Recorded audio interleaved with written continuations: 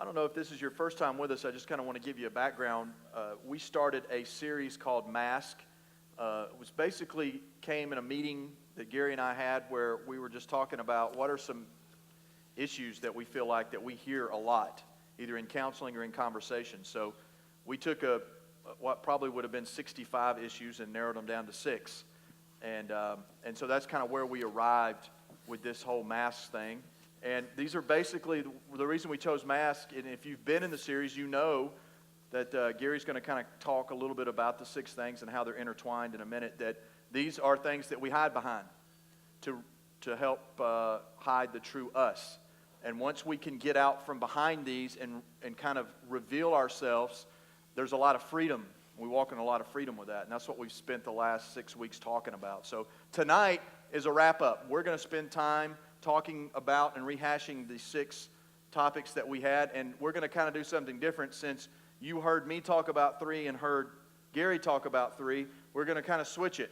So I'm going to talk a little bit about the 3 that he talked about, so you'll hear my perspective on that, and you'll hear his perspective on the ones that I did. And then at the end, we're going to talk about a few that we didn't have time to discuss, and then we'll have some Q&A. So Gary, why don't you let everybody know, we talked a little bit how these things all work together.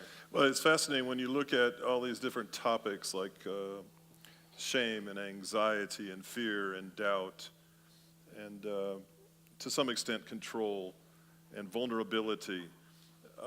As you get deeper into these topics as issues in people's life, you realize that they're very much interconnected with one another. They're almost interdependent upon one another.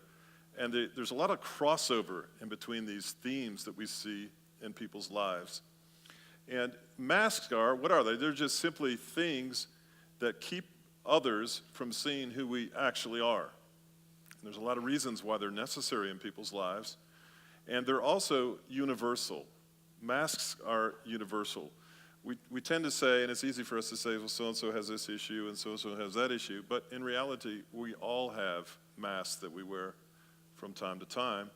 It's all rooted in the idea that in Genesis, if we want to hide and we're afraid and we're ashamed, this is exactly what Adam and Eve did in their response to God looking for them in the cool of the day. And that's what we struggle with in our fallen nature: shame, fear, and hiding. And those things are interspersed throughout these issues that we talk about. So tonight we're going to start with shame. We talked some weeks ago about shame. Shame being this sense of less than-ness, I called it. A feeling of chronic hopelessness to some.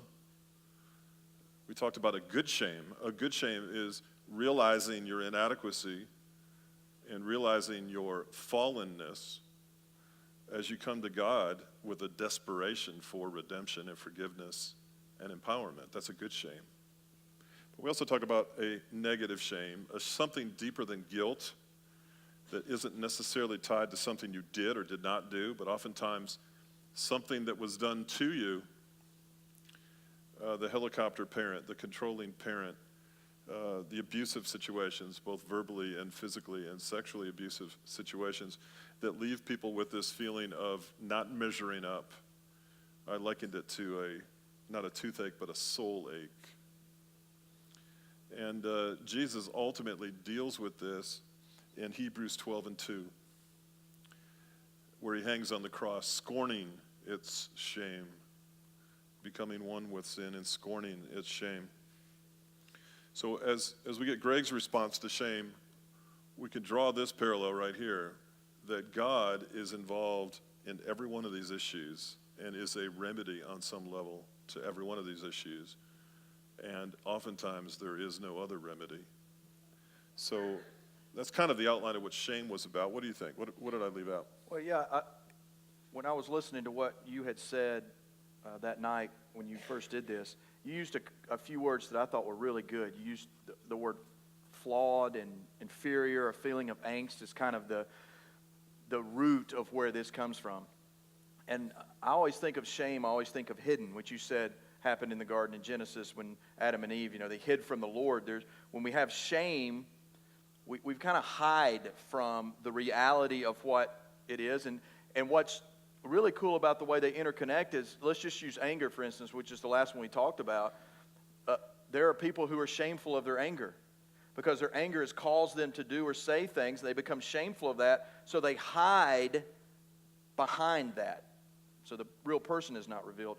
I watched something the other night on Dateline or 2020 or one of those shows. I like those shows that investigate things that happen to people, you know. And there was a story on there about a young man who was being teased at school, high school young man who was being teased at school. And we know teasing happens and bullying happens, and he was being bullied and teased, and he was stricken by shame. But what is interesting about this is he wasn't being bullied or teased by a boy that was bigger or stronger than he was.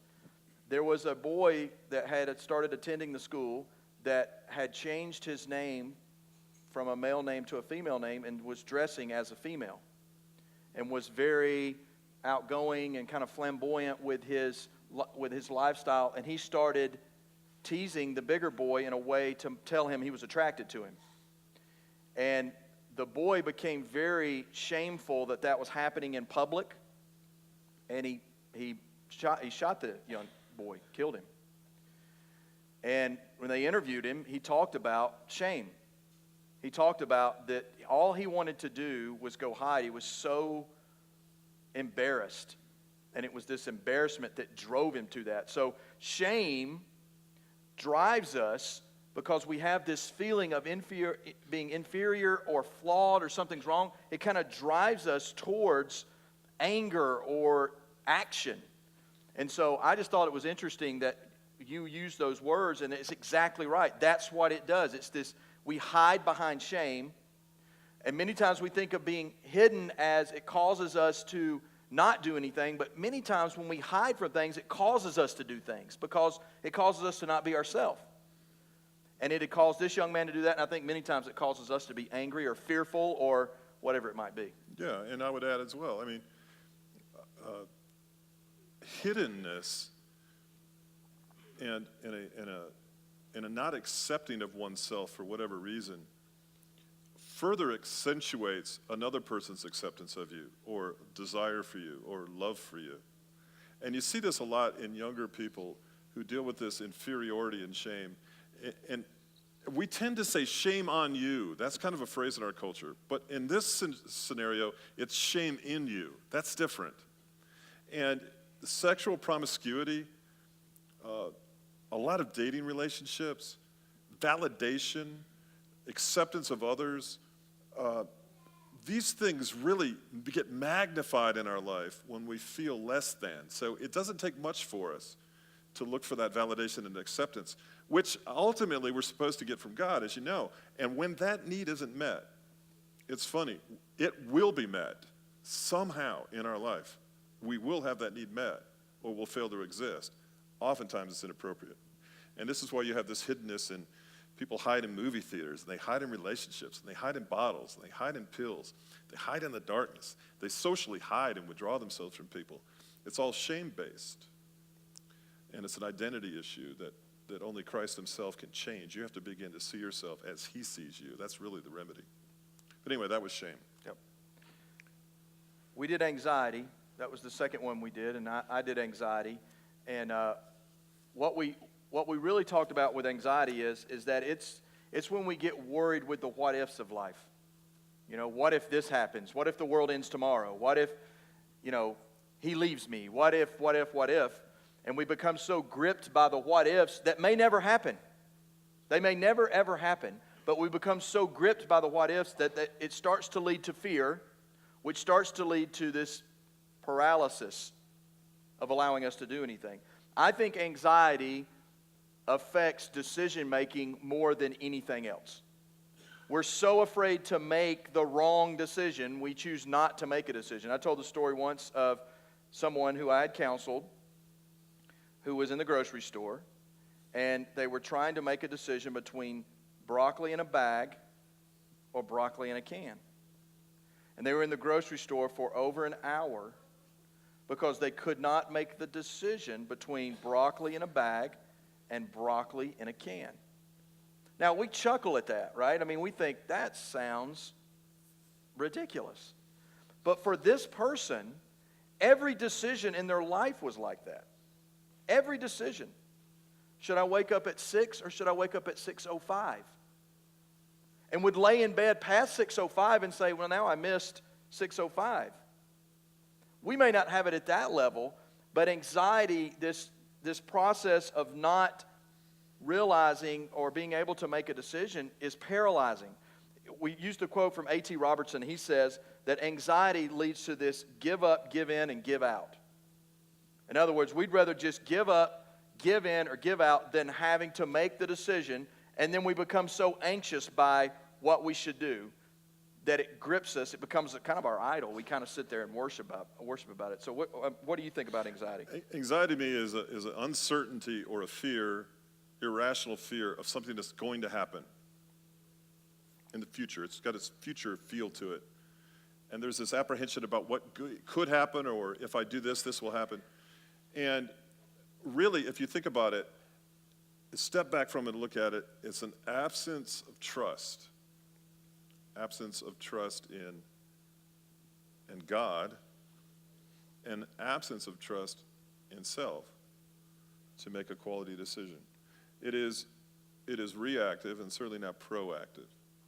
It's stealing from tomorrow and bringing worry in today. Jesus says, who of you by worrying can add a single hour to your life? Okay. Anxiety then is an absence of trust. Now, anytime you lose trust in a relationship, it's devastating to the relationship, because trust, once expended and given out and lost, is twice as difficult to regain. And there's two things you need: consistency and time. So when you have a great fear or anxiety about the future, what you're saying by your behavior and your actions and your thoughts is, I haven't consistently developed an intimacy over time with the God who has purchased me with his own blood and ransomed me. What we're saying is, I'm playing God and he's not. I will determine what will or will not happen in my mind, not his ultimate outcome and well-being in my life. It's more what I think my will be done than his will be done. And what we need is an elongated, trusting, consistent pursuit. This is an interesting verse that gets quoted all the time, but if you really stop and think about it, it's pretty profound. Let's say you have a lot of anxiety. And listen to these words, Jeremiah 29:13. Seek me. He says, seek me. And you will find me when you seek me with all of your heart. Seek me, and you will find me when you seek me with all of your heart. And what does he want from you and I? He wants all of our heart, all of our soul, all our mind, and all our strength. Well, when we put our mind into the future and rob the present moment of the joy we're supposed to have, it's called anxiety. Don't be anxious for anything, but in everything, with prayer and petition, with thanksgiving, present your request to God, and the what? Peace of God that transcends all understanding will guard your heart and mind in Christ Jesus. This anxiety is a lack of trust. And if we can regain our trust in God first, we'll be able to regain our trust in the relationships that we have with other people. But anxiety is a killer, and it masks who you truly are meant to be and called to be. It masks that reality. It's like in the 70s. I wasn't old enough to understand it at the time. They used to say, in the 70s, the hippies used to go smoke dope and walk around and say, I'm going to go find myself. Well, I've learned now in my life to go find yourself. You're right there. You're right there underneath the mask. Just take the mask off. There you are, good, bad, or indifferent. That's it. You don't have to go anywhere and do that. You're right there with you. So, I don't know, anxiety is a killer. You brought up some excellent points on that. Yeah, if you bring up, thank you. If you bring up any scripture and you look at when Jesus would have a command for somebody, it's very important that we not only read the command, but see how he presented that. The Apostle Paul did the same thing. There was a firmness to it, right? He would say what? Knock and the door shall be opened. Seek and you shall find. Ask and it shall be given unto you. There's a firmness to it. Paul said what? Stand firm. Anxiety is this problem that we have, that I think we have in all 6 of these, is looseness. We're like a pool noodle. We're very loose. So we may not have a complete lack of faith, but we have loose faith. In other words, we believe in the things that we feel comfortable with and that are going okay, you know. And the other things we don't maybe have as much faith in because maybe it's a little bit more of a struggle and maybe God's taking us through something. And so our faith is looser, and so we have more anxiety because we're loose. Jesus, Paul, they were very straightforward about the firmness of what they said you should do. The disciples said, teach us how to pray. How should we pray? And they wanted to have this loose interpretation. And he basically broke down prayer, just boom, here it is. He said they wanted to have all these commandments. The teachers wanted to have all these commandments. He gave them 2. Very firm. There's no gray area where Jesus is concerned. But with our lives, the problem that we have with anxiety is we have too much gray area. We have too much looseness. We're not firm enough on believing that God can heal us and deliver us and provide for us and show us the way. And if we have a problem with anger or fear or being vulnerable, that God can help us in that process. Something firmer than a self-help book or a counselor or something of that nature, or ourselves. So anxiety leads to this looseness in our lives instead of firmness. All right, fear. Fear is huge. Fear is huge. Fear is gripping. We're back to Genesis again. Fear, shame, and hiding. Fear. I define fear as the absence of love. I think the opposite of love is not hate, it's actually fear. Why do I say that? Because perfect love casts out, drives out fear. Most people try to overcome fear in their life by changing the way they think about something or doing a gut check or getting more disciplined or reading a self-help book. But ultimately, if you want less fear in your life, you need more perfect love. And here we are. You can see now how anxiety and shame would get in the way of receiving and identifying with a perfect love.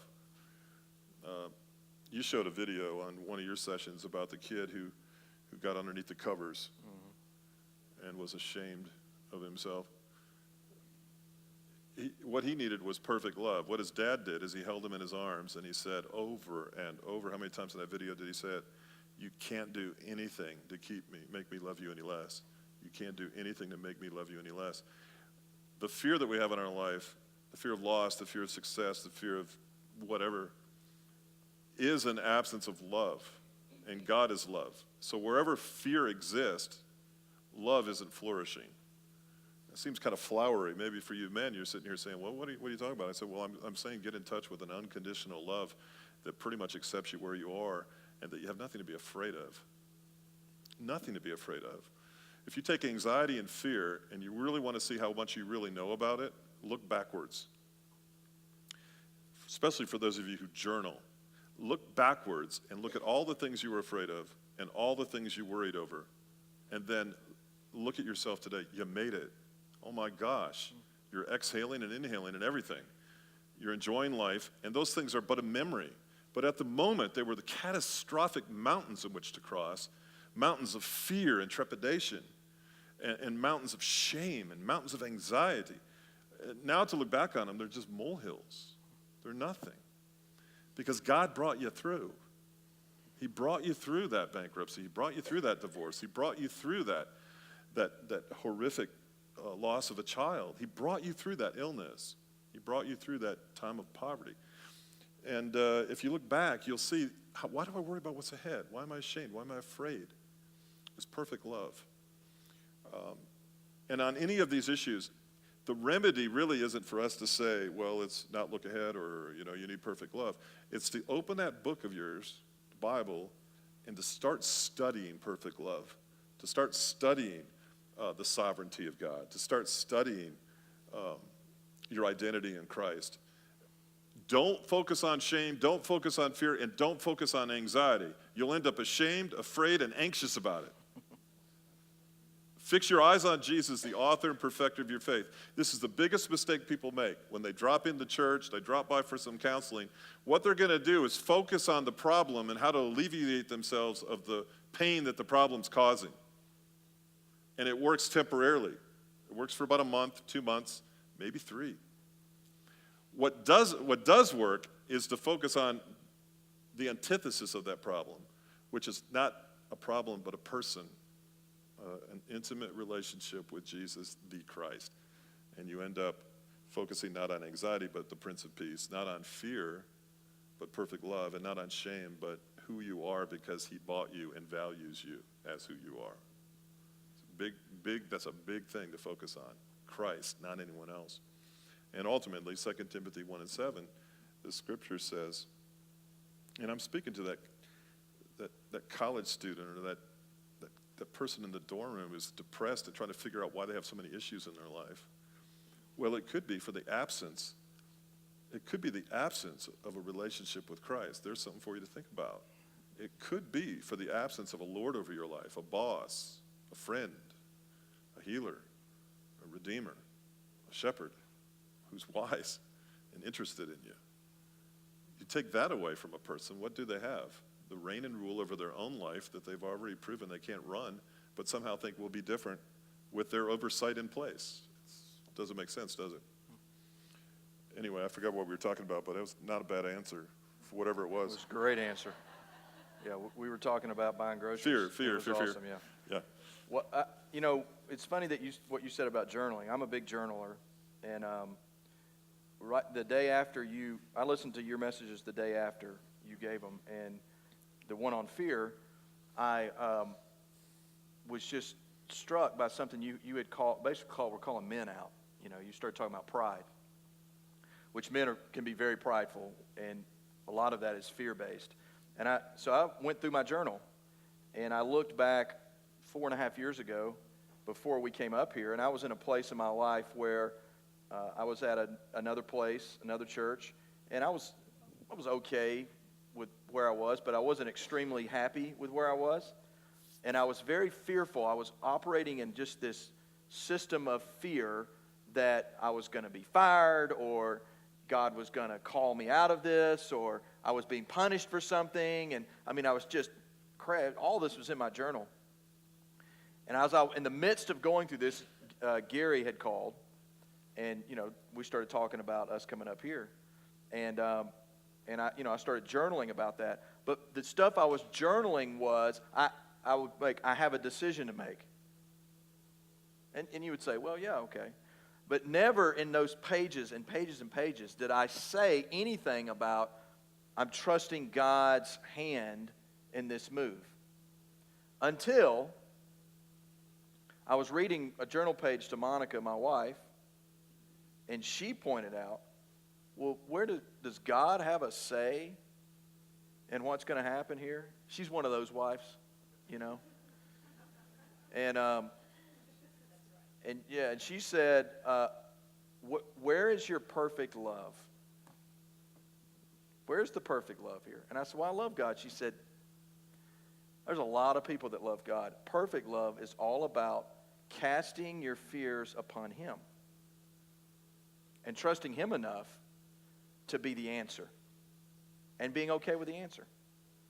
And so when you said perfect love, and you said it a lot in that teaching, I thought, that's cool, because that made sense to me. That hit me where I was at. But what it made sense to me in the fact that it made me revisit the fact that love is not enough. Love is not enough.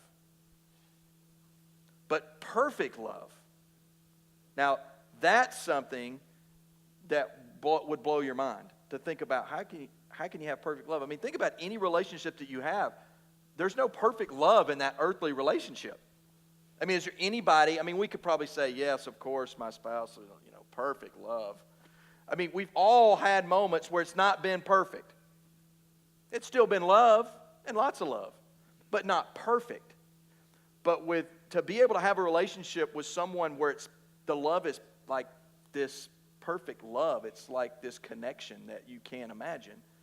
When I came to that realization, then it was as if everything came down and there was this release of fear, and it didn't matter at that point what was going to happen. Moses is a great example of this. Moses is standing in front of the burning bush in Exodus, and he's saying, Exodus, right? All right, yeah. That would be bad if I got that wrong. He's standing in front of the burning bush, and come on. If anybody in here standing in front of a burning bush, what would you be? A bit afraid. And God starts to speak to him, and he's like blown away. And then God tells him what to do, and he's fearful of having to do that. And he asks for an answer from God, and what does God doesn't give him a long explanation about here's what you're going to do, and here's why. He simply says, I am. And I thought, that's perfect love. The revelation of God saying, I simply am, I am. It replaced this fear that Moses had. That was perfect love to me.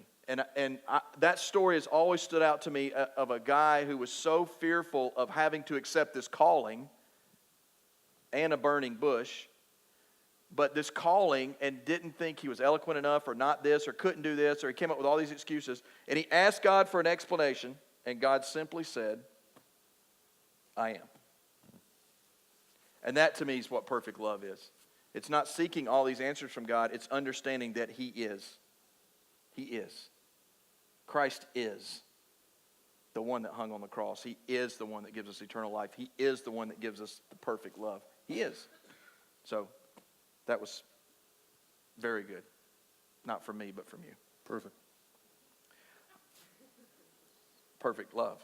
Yeah. So, I then spent some time talking about vulnerability, and this was a hard one because to me, vulnerability was not a bad thing. It was actually something that we need to be more of, was vulnerable. And a lack of vulnerability is this academic approach to our faith, because a better understanding of the facts is safer than depending on our beliefs. When we're vulnerable before the Lord, or we're vulnerable in relationships, it's us not trying to figure things out. It's just us being. Kind of just being in the presence. Kind of just being there. And we've spent so much time trying to figure things out. Why am I an angry person? We'll make a list of 10 things on why I'm an angry person. And we'll spend all this time dissecting it and trying to figure it out. And there's no vulnerability. There's no saying, well, I'm an angry person because I'm too prideful, or I'm not open enough with people. Or, you know what, I'm admitting I'm an angry person on a piece of paper, but I've never told anybody in my life I'm an angry person. You don't have to tell people if you're an angry person or not. People know. They see it. And so, vulnerability is this process of letting yourself go and be who you were created to be. And not try and be someone else. I spent a lot of my life, I grew up with a buddy of mine who became a dentist. And I spent all my life chasing him and who he was and comparing myself to him. He became a very, very successful dentist. All right? And I wanted to be him. I wanted his money and his house and his cars. And I spent all this time not being who I was. And so I was never vulnerable. I was always hiding behind who I was. Or who I wanted to be. Who I thought I should be. And never just being me. And if you do that long enough, you lose who you are. You completely lose who you are. Vulnerability is about letting down and taking off the mask and saying, this is who I am. Now I may need help through the process. And it's very hard for us to admit who we are and then ask for help in the process. I wrote down here something that we had talked about. Vulnerability was a distrust of emotions, because they allow others to see too much of you, and you are less in control when you experience them. Have you ever met people that are just emotionless? Something could happen, and there's no emotion. Now, there could be reasons for that, but lots of times there's a lack of vulnerability. They are so distrustful of emotions that it would be a sign of weakness that they will not show them. And they're afraid that if they show them, they lose control of who they are. Whether it's some sort of anger or sadness or grief or whatever, they won't let it go. They won't show it because if they lose control, many times it's the only thing in their life they have control over because the rest of the life is out of control. Vulnerability is the process of letting your emotions go because you're turning over that control to God who can heal what ails you. So, It's like vulnerability is not far from, is a cousin to fear, right? I'm afraid to be who I really am. And I'm afraid to be vulnerable. So I build these walls around myself. If I did that on a continual basis and got really good at it, which you do, you develop a skill in this regard, then my wife would be married to a man she doesn't actually know. She'd only be married to a man she actually sees. For the one that she's actually married to on the inside is not visible to her. And when that real me comes out through some crack in the wall, through some crisis, or some extreme, emotional extreme, she now doesn't know how to deal with me because she hasn't seen this in me before. Who is this? Well, that's who I've been the whole time. I've just hidden it from you. In the culture that we live in, if you read blogs and articles and research and studies, 50 years from now, we'll be so isolated from one another compared to where we used to be. Technology has done this to us. We become so isolated from social interaction. We have to fight this in the church even. We have to be very intentional in the years ahead to eat together, to do things together, to have activities together. For there's a whole generation out there that doesn't know how to interact with one another on a regular basis. And what is most familiar to us is family. And opening up to one another is so crucial. The good news about all these issues is that if you're in touch with them, then you're actually growing. If you're not in touch with them, you're actually dying. A lack of vulnerability, in my opinion, is the most highly deceptive way of interacting with other people. It is a living lie to present yourself to be one person, but in reality be another. And to cheat one another out of our true identity is there's an arrogance to that.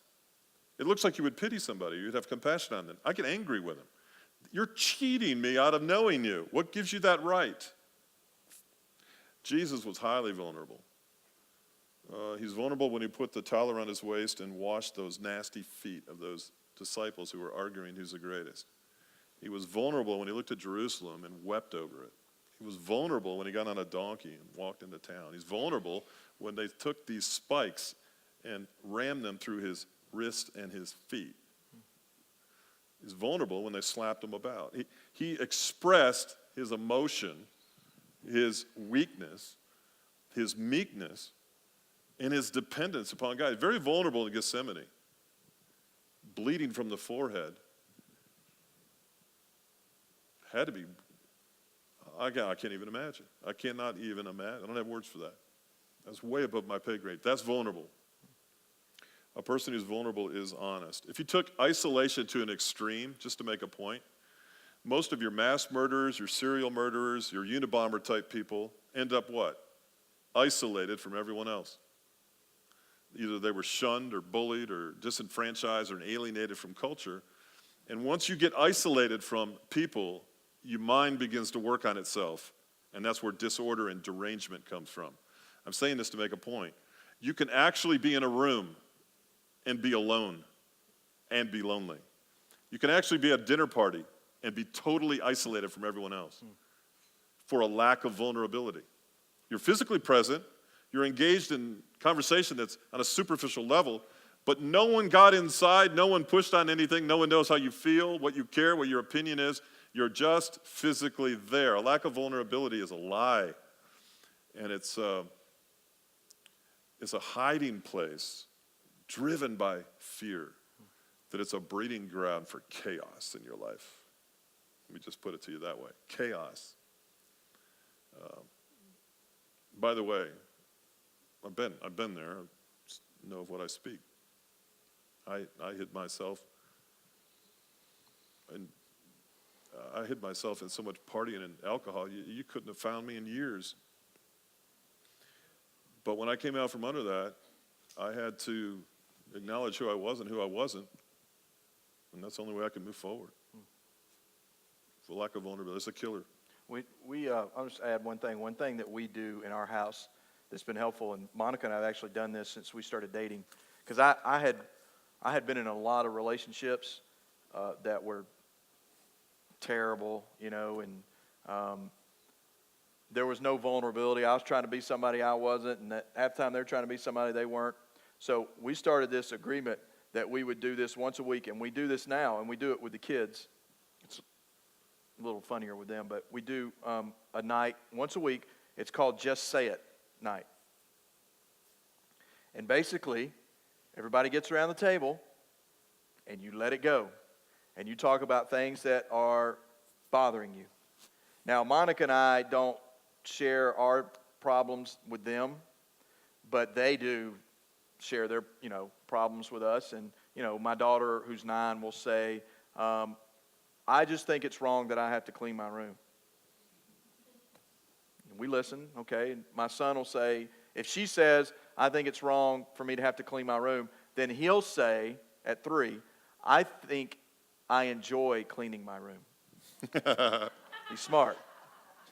But what Monica and I do in our own quiet time with the two of us is we have a Just Say It night, and it's just say what's bothering you. What are you struggling with? What's going on with us? What do you feel like I'm missing, and what are you missing? And what am I not partnering with you on? And this has been so helpful for us in 12 years that we've been together, because I have become so much more aware of her needs and what drives her, and she's become so much more aware of mine. And so when we're together outside of that Just Say It time, we're still the same person as in that time. We've grown like that. We've become a lot more vulnerable and open with one another.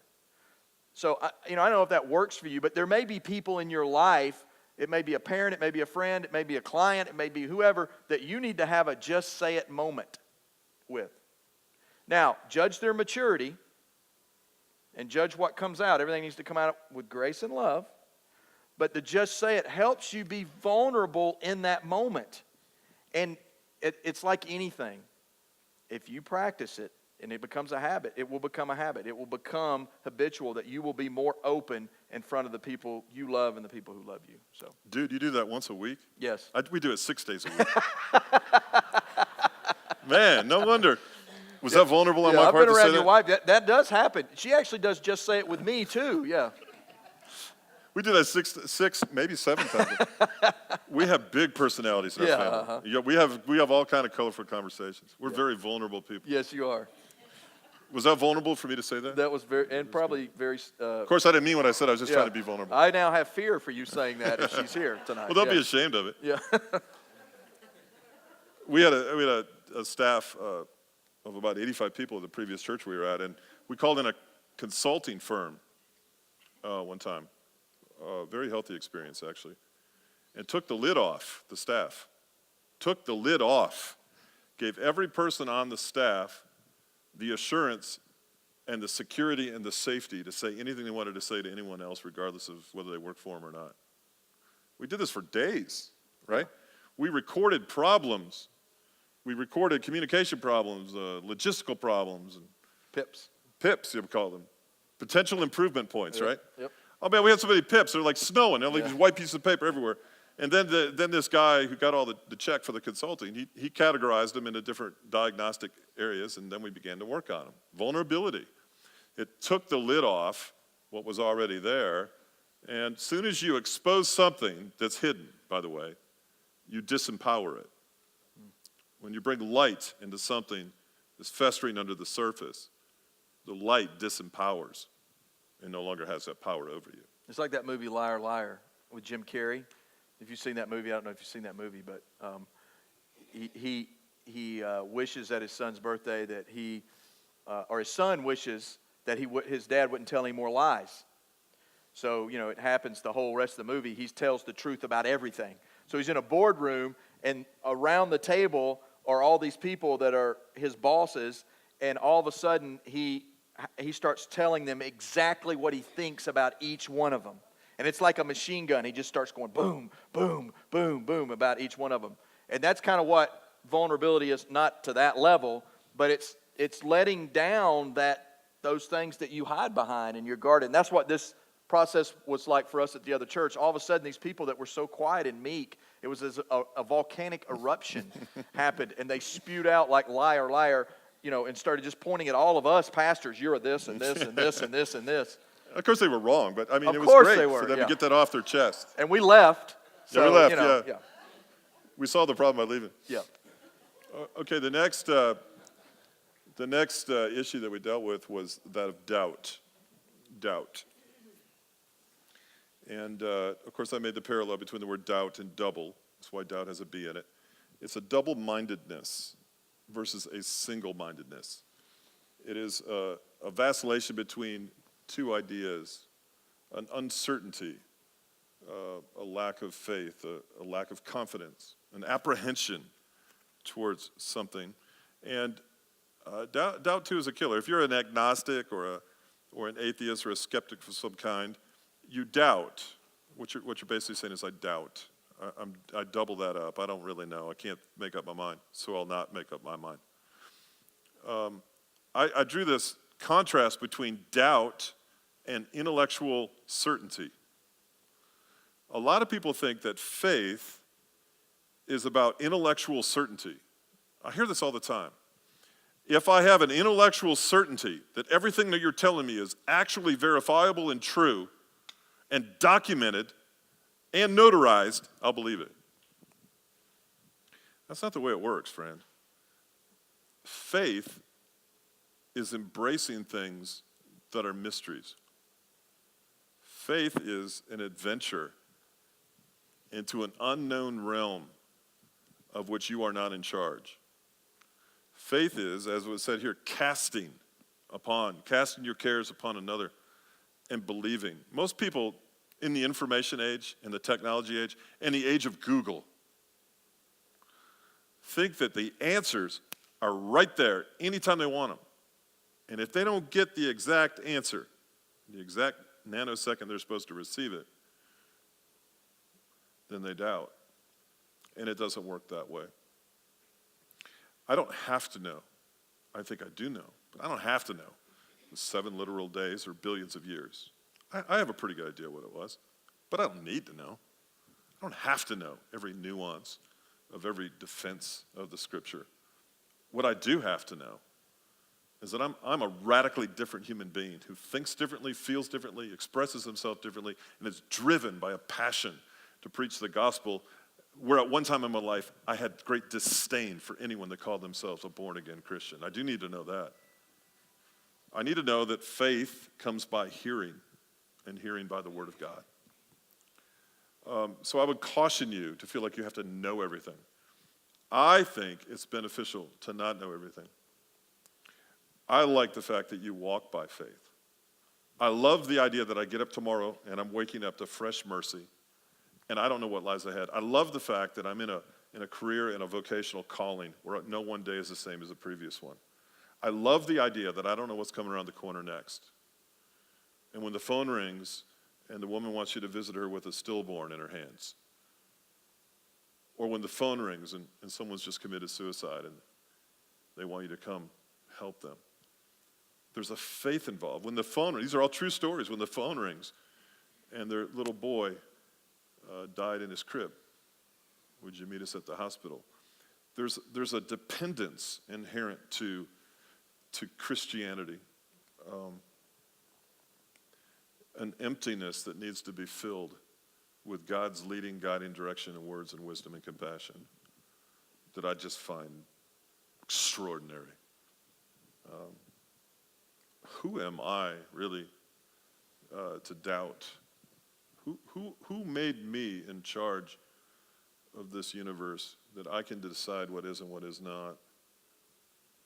I don't know who placed that on me. I don't know who gave me that kind of intellect, and I don't know who gave it to you. Really, step back for a second and look how small you are on this globe, in this solar system, floating on this ball. Come on. in a galaxy that's moving 500,000 miles an hour. What are we doubting? What are we doubting? My gosh, look in the mirror. We're alive. It's enough for me. Beware of intellectual certainty and the need for it beyond anything else. You're taking the bait that society's teaching you to take. This is not a Jeopardy show. This is a walk by faith situation. When I see what Jesus has done in my life, and he told me, don't worry about it, everything I told you the way it's going to be, that's enough for me. Because that seems to be panning out in my personal life. So what do I need to doubt him on anything else for? But doubt is a scary place for people, and they wear it like a mask so that they don't have to do anything. It leads to an inaction, an ineptitude, a mediocrity. Doubt relieves you of any responsibility, personal responsibility. It absolves you of any direction, calling, and the expending of any energy. It places you in neutral in your transmission called life, and you go nowhere because you don't believe anything. It's a hiding place, you bet it is. It's a mask, and people wear it with great pride that they have determined what is and what is not, what is true and what is not, despite historical evidence, the witness of the Christian church, millions of hospitals, orphanages, healings, testimonies, churches, worship services, proclamation of the truth, people dying for the truth, being boiled in oil, hung, pierced. I mean, come on. Who am I? I'm nobody. I can't doubt. It's too powerful for me. Some can. I don't know how you do it. I did it for as long as I could and almost killed me. And I had to stop. Anyway, that was doubt. So I don't know, whatever you add to that mess. Yeah, I thought one of the things that you said that was real interesting, and when I looked back on the other 5 topics that we talked about, doubt seemed to me to be the one major thing that the world actually teaches us. Like the world encourages doubt. Our whole government system's set up like that. We're encouraged that if you are on one side, you doubt the other. You know, if you're on this side, you doubt the trustworthiness of what is going on. If your person's not at the top, then you doubt what's happening. You doubt that there's hope. So you start to lose hope in what's going to happen. You doubt anything will work. So it's one of those things that are taught. I'm a very much an A-type personality, extremely A-type personality. I like to figure things out.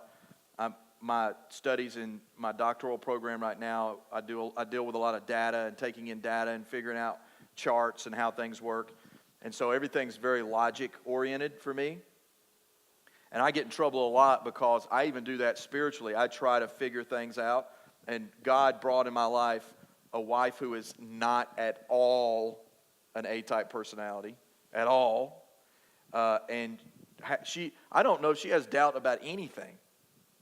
She doesn't doubt anything that God can do, or anything in that relationship. And so she's helped me in that because I'm the type of person, or have been the type of person in the past, that if someone says, God told me to cut my grass today, that I would say, why would God tell you to cut your grass today? That doesn't even logic. And I would say this at home. I'd go home and say, so-and-so said God told him to do whatever. And I would always say, that logically does not even make sense. And Monica will always say, logic has nothing to do with it. You know, it doesn't logically make sense that a man would take his son and hang him on a cross for you, which always makes me feel good when she says that. And I've always been a doubt person. And she said something to me one time that I thought was very interesting. She said, what are you missing through your doubt? By doubting, what are you missing? And I went to the story of Thomas in the Bible. And Thomas encounters Jesus and doubts that Jesus is who he is when he had risen from the dead. He doubts it. This is a short little thing that happened right there. But I thought, and when she said that, I was reading that one day, and that whole conversation came to mind. And I thought, what did Thomas miss by doubting in that moment who Jesus was? What did he miss? He missed this euphoric reaction to be able to embrace Christ right then. The doubt caused something to get in between Jesus, and he really required Christ to prove himself. Our doubt will require Christ or God to prove themselves. Now that sounds illogical. Why would I need God to prove himself? He has done more than enough to prove to me that he is who he is. So with doubt, I would say, what are you missing? What is your doubt? What is it causing you to miss? Because it causes us to miss. It causes us to miss the bigness of God and the love of God because we doubt God can heal. We doubt God can provide. We doubt God will be able to help me get over whatever I'm struggling with. We doubt. And so we miss. And I think we miss, man. I think we miss a lot of stuff. A lot of blessing, a lot of provision. Because we doubt. We doubt. I dealt with college students for the majority of my ministry. And I dealt with specifically single women that were getting into their 30s, mid-30s to late 30s who had never been married. And I would counsel with them, and they would talk about, God, there's not a man out there for me. He's forgotten about me. He's forgotten about me. Doubt. Yeah, let me say one more thing about that. So you're kind of new, you're kind of like hovering around the church, popping in every once in a while, and you get exposed to certain things, and things are said, and then you go back and you're away for a while. What were the 3 quotes that we used that night? And I was trying to make the point that we're conditioned by the world we live in to doubt. We're taught to doubt. Read my lips, no new taxes. Remember that? I did not have sex with that. If you want to keep your health care plan, you can keep your health care plan. Period. Those were 3 quotes that I used. The songs, arts, literature, humanity in general conditions us to doubt one another. We doubt one another as nations, as individuals. And then we come to God, and by habit, we doubt. We've been taught to do that since we were very early. Children, when I was growing up, were taught by Barney himself not to talk to strangers. You can't find a kid that'll talk to a stranger nowadays. Barney taught him that. They won't even talk to their parents. They won't even talk to their parents. Yeah. I think Barney didn't say parents, did he? No. No. Some people don't even know who Barney is. Yeah. I guess I better get off of Barney. All right. Anyway, the next topic was Anger. Anger. I didn't realize this, but Michael was telling me that a lot of people have downloaded and gotten this CD, which makes me a bit nervous. We seem to have a lot of angry people in our congregation. And I try to figure out, were they angry 6 years ago? Or have they just become angry since we got here? So But the good news is they're vulnerable. they are vulnerable, yeah, and not ashamed of their anger. So we talked about anger, and we spent a little bit of time talking about kind of godly anger and, his anger over the injustice in the world and things that happen. But we really dealt with the anger that controls us, which is this anger that becomes poisonous to relationships, to us spiritually, physically. And one of the things that I said was a source of that was this phrase that Andy Stanley actually came up with a phrase, which I just thought was great, is this phrase, you owe me. Anger, sometimes the root is you feel like someone owes you. They either owe you an explanation, they owe you forgiveness. God owes you an explanation. They owe you for something that happened in your childhood. You cannot let it go, and you become angry at it. Someone's wronged you in some way, and you feel like they owe you restitution. We feel rejected, or we have unmet expectations of people. And anger takes over our life, and we have the thought process of anger, which then becomes the verbal part of anger, and for many times becomes the action part of anger. Most of our angry part of us, the anger starts in our thoughts. We think angry thoughts. And, I talked about how, I'm a Georgia football fan. We're Georgia football fans. We've had a lot to be angry about this year. And Gary knows this because we have dialogue about it all the time. I'm an angry Georgia football fan and depressed. It leads to depression. I become so angry about that sometimes. But that's the effect it has on us, is it starts to lead and seep in. And we used one of the definition we used was this strong feeling of intense displeasure or hostility that results from a real or imagined threat. We can become angry about stuff that's not even going on. Stuff that's not even going to happen, but stuff that we've imagined in our mind that could happen, we become angry about it. Right? We just become flat out angry about it. And so anger just controls us so much that it either can come out of us or we suppress it, and then it can become even more dangerous than that. Yeah, I like those words, you owe me. I think anger, the thing that sticks out with me is this when I counsel with people. Anger gets a bad rap, actually. A lot of people think it's sin to get angry, which is not true at all. Jesus got angry, and he didn't sin. So anger gets a bad rap to begin with, and then couple that with the fact nobody wants to confront anybody on anything. Well, some people do. But most people don't want confrontation. They want to avoid it, and then anger gets a bad rap. So if you're angry, somehow you're weak. Not true. Anger is totally appropriate in many situations and should be appropriately expressed. And Paul says, in your anger, do not sin. So anger is not a sin, but you can sin in it. And I think anger is rooted in a couple of things. One is expectations.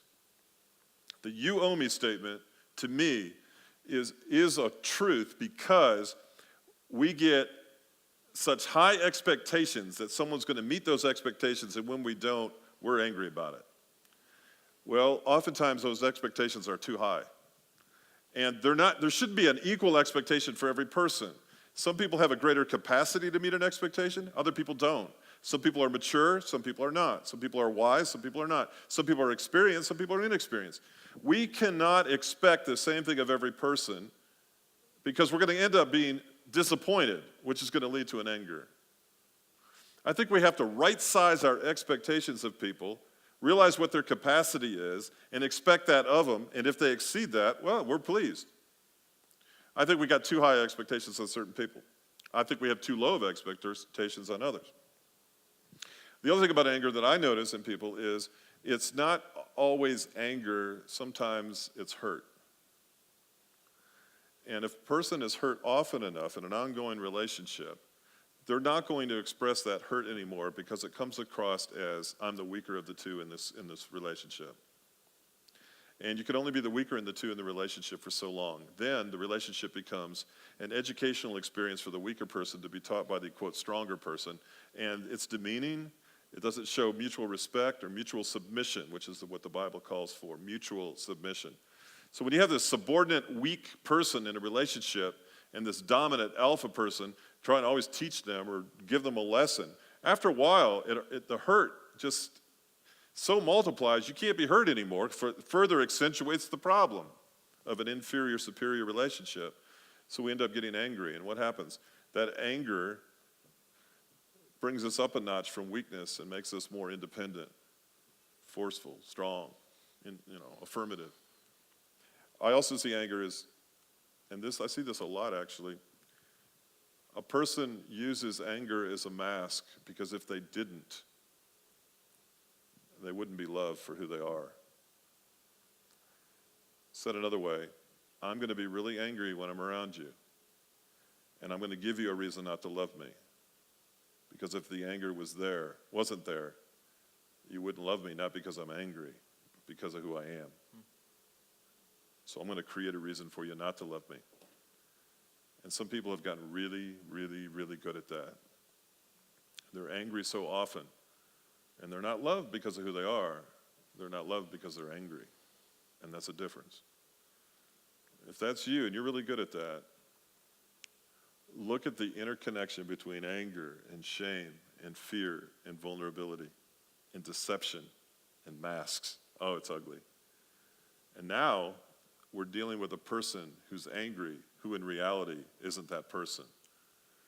And we wonder why we have a divorce rate of 40-some% the first time, 50-some% the second, and 70-some% the third marriage. We're not even married to the person we marry. We're married to about 3 or 4 different masks, and we're trying to figure them out. Who's under there? And sometimes it's too late. So, anger, yeah, it's a killer. Yeah, one of the frustrations, I think, when you talk about marriage is when a couple, they get upset because of the expectation level that they have on one another. And one of the books that have found very helpful is The 5 Love Languages. I think many people have heard about this, but from Gary Chapman, he writes his 5 love languages, and it talks about finding out what each other's love language is, and you can better communicate with one another. And our frustration becomes when we have these expectations on people that they can't meet them, like what you said, because it's not part of who they are. But we want them to be that way. Like, we want them to be that. Like, I grew up in a home where my mom did all the cooking, all the cleaning, washed all the clothes. When you got home, there was food on the table. Okay? So I married a person. Careful. We don't want to have to edit this. Who is gifted in a lot of things, but will readily admit that she would much rather do anything than clean or cook. And if she told me early on, if you think when you come home there will be a dinner waiting on the table and me in an apron to whisk you to the table, dear, you are sadly mistaken. Or if, she doesn't fold my clothes, and the reason she doesn't fold my clothes is because I like them folded a certain way because I'm an A-type personality. So He's OCS. yeah, she folded them one time, and I said, well, that's not really like, how I like them folded. So I lost folding privileges that was there. Listen, you're headed for a just say it night, man. Yeah, I know I am. But I'm anyway, as your friend, I'm going to help you out here. I realized early on, I read that 5 Love Languages book, and I realized early on what my wife was not only gifted at, but what her love language was, which is quality time. And I realized, okay, well, I'm an A-type personality. I like everything in a certain order, but I have to get past that for us to coexist. I can't be angry about those things. I'm not going to walk around being angry because something wasn't done. That's the wrong. Why would I do that? Why would I want to live in a house where we're angry at each other because we're not doing things that really we're not gifted at doing? So I just said, well, my gosh, I love you for the 99.9% of the things that you're awesome at. And that's where I think we have to get in every relationship.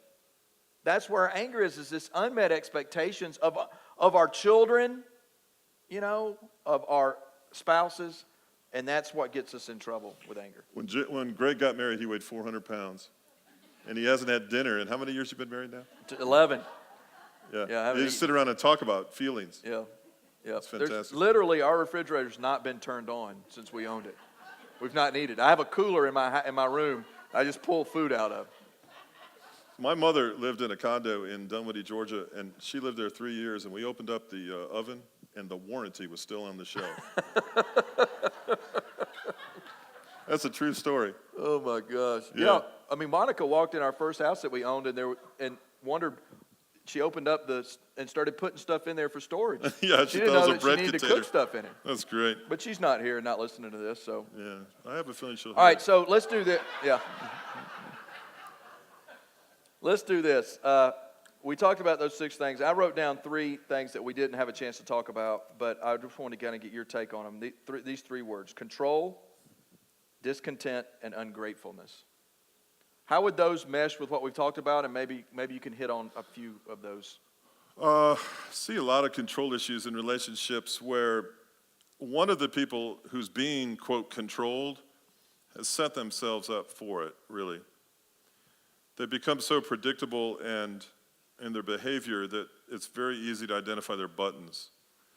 And it's very easy for their the person in the relationship with them to play them like a fiddle. I've been through some situations like that where people are easily controlled because they're not vulnerable with their emotions, because they don't get angry when they're supposed to, because they are ashamed, because they're afraid of conflict.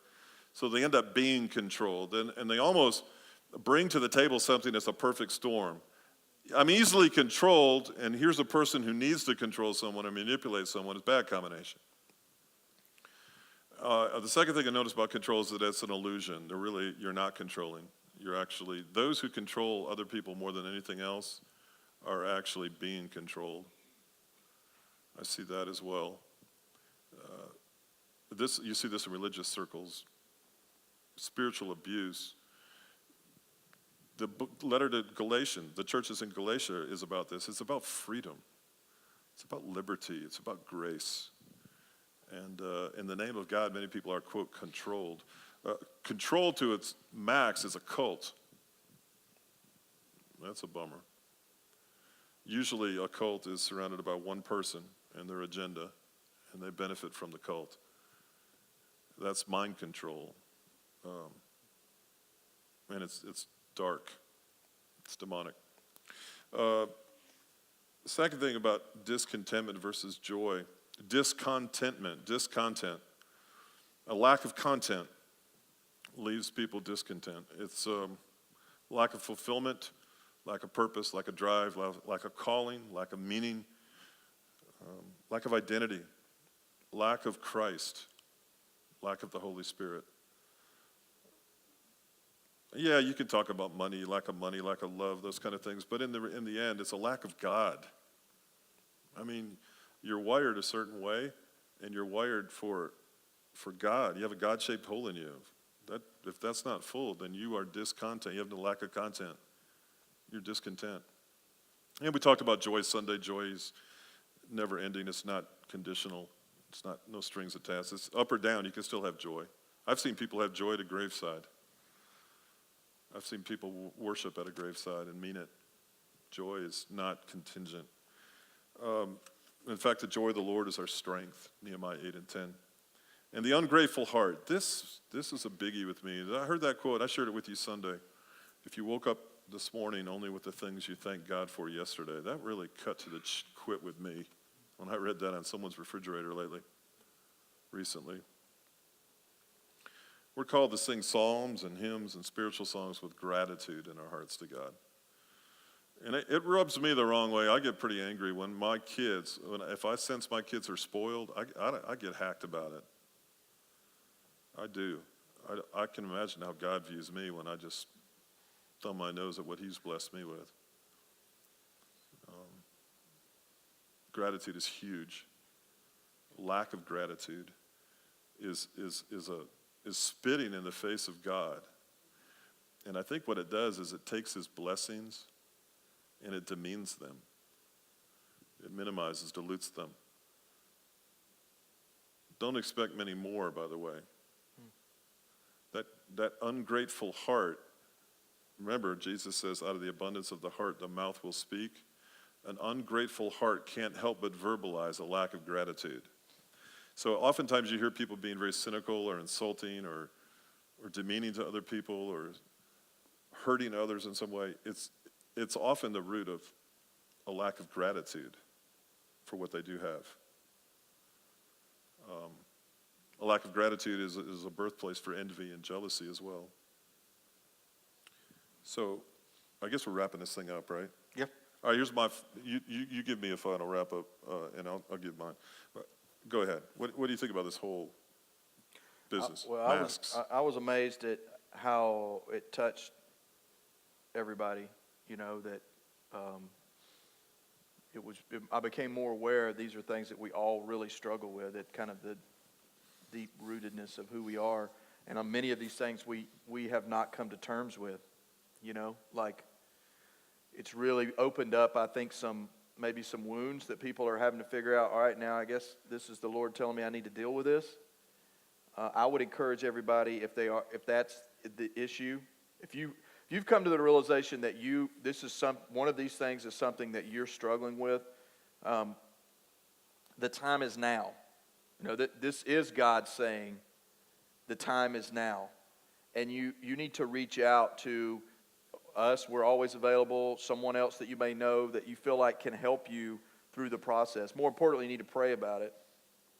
Probably need to fast about it, and seek help, because even me, I came to terms with some things through the process of this things I still need to work on. So I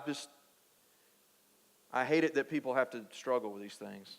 It breaks my heart, It breaks my heart really to sit in my office. I don't do as much counseling anymore, because I don't think I'm any good at it, and so people don't come see me. But he does that intentionally. Yeah, they come in and say they have a problem. I say, I can't help you, and they leave. But Gary's very good at it, and he's so good at it that people are coming from everywhere to meet with him. That's a controlling thing he's doing right now. Yeah. And that breaks my heart, really. I'm happy that people are seeking help, but it breaks my heart that people need it, I know it's the world we live in, and I'm probably, I'm seeing things the wrong way, not very realistic, but, that's what I wish. I just wish people would get the help you need to help be free. Man, so awesome to be free. Got to be free.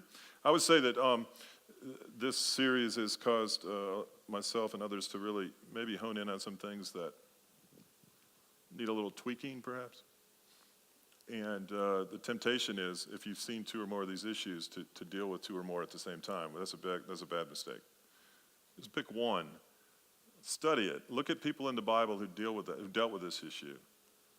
Look at Thomas for doubt, or any number of people in these issues, and then kind of get inside their head, and how did they interact with the Lord, and what does it have to say, and do a word study, and pray about it, and talk to some other people about it. Get vulnerable, lay it out in the open, disempower it. Do that, because if you deal with one of these things, you've probably dealt with about four, because they're so interrelated.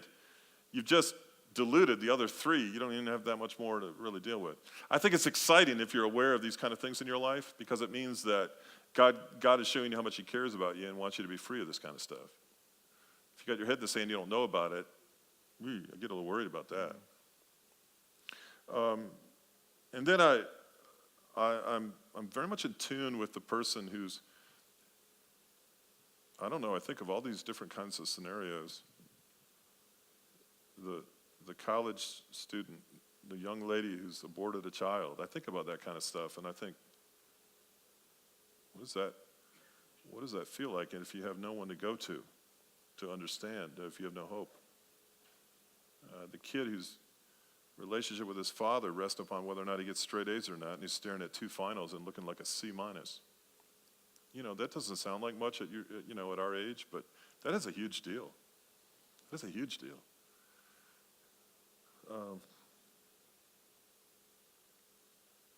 Kids with STDs. What do you do? What do you do in life if you don't? Can you remember? What do you do when you don't have any place to go and anyone to understand, and you don't have any hope in a God who loves you despite of it, and you feel like you're that much further in a dark hole?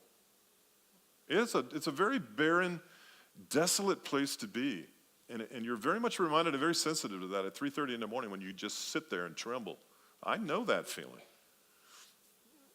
So it boils down to this for me. Put 100 issues up here, it doesn't matter. It boils down to 2 things. There's a root down inside of each of us, and it's bearing fruit. If it's its very infancy with sin, which it all is for all of us, and that seed has grown into unforgiveness, like you aren't forgiving others, and you yourself aren't forgiven by God for all your sins, that tree is going to blossom up through your life, and that unforgiveness, resentment, bitterness, shame, anger, control, fear, doubt, lack of vulnerability, ungrateful heart are the fruits of that tree. And it's all down in that, rooted in that rebellion towards God that we've all done. That's why these issues are universal. That's the fruit. The other one is love. If you know you're loved by God, and he's pursuing you and you're pursuing him, then you don't deny the fact you have the tree of sin growing in your life. But you know he doesn't see it, and he values you despite it. And he does have a purpose and a meaning and a calling on your life. And that bad fruit tends to die off, fall to the ground, and dissipate as you grow in knowledge of him. So if you're without a God, I highly recommend Jesus Christ. Unless you're married to these issues and you wish to embrace them and walk with them all the days of your life. Take them with you into an eternity separate from God. Then deny him. Then certainly reject him.